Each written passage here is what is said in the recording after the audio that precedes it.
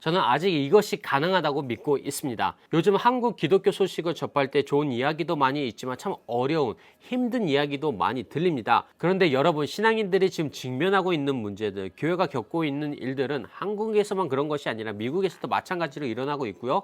제가 생각하기엔 전 세계에 있는 교회들이 점점 예수님이 다시 오실 그날이 다가오고 있다는 것을 경험하고 있을 것입니다. 이 가운데 교회가 일어나고 복음 위에서 서야 한다고 말씀을 전하면서 많은 회개를 통해서 다시 말씀으로 돌아가자는 교회들이 많이 있고요. 저는 지난 20년 동안 계속해서 전하고 있는 것이 있는데요. 물론 다른 목사님들도 똑같은 말씀을 전하셨을 것이라고 생각을 합니다.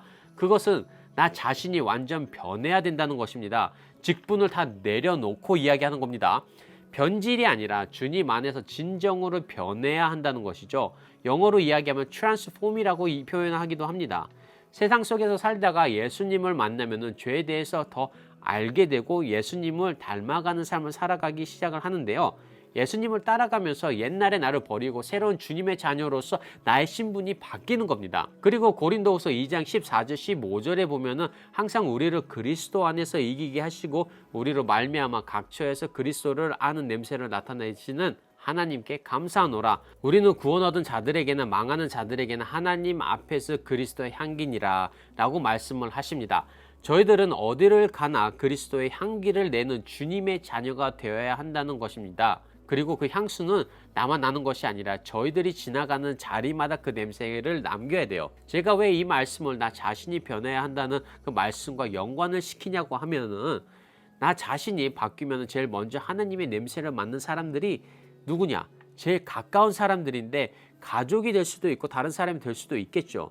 그리고 그 가족이나 그 사람들이 그리스도의 향기를 내기 시작하면은 그 사람들의 공동체인 교회가 그리스도의 향기로 넘쳐나고, 그리고 지역사회에 그리스도의 영향력이 넘쳐난다고 생각을 합니다.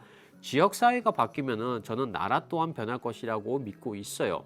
이 세상은 점점 악해지고 있고 사건 사고 뉴스를 보게 되면은 인간이 이렇게까지 할 수 있을까라는 생각이 들 정도로 엄청난 일들이 일어나잖아요. 아무리 세상이 험하게 변한다고 해도 저희들은 포기하지 말아야 합니다. 그리스도를 믿는 저희들은 소망이 이 세상에 있는 것이 아니라 하나님 나라에 있고요. 말씀의 능력이 있기 때문에 저희들의 힘이 아닌 성령님의 그 역사하심을 통해서 저희들이 진정으로 주님 안에서 변했을 때 성령님께서 여러분 통해서 주변에 역사하시리라 믿습니다. 여호수아 1장 9절에 보게 되면은 내가 내게 명한 것이 아니냐, 마음을 강하게 하고 담대히 하라, 두려워 말며 놀라지 말라, 내가 어디로 가든지 내 하나님 여호와가 너와 함께 하느니라 하시니라 라고 말씀을 하고 계세요. 그런데 이것이 9절에만 나온 것이 아니라 7절 8절에서도 계속해서 같은 말씀을 하시면서 알려주고 계십니다.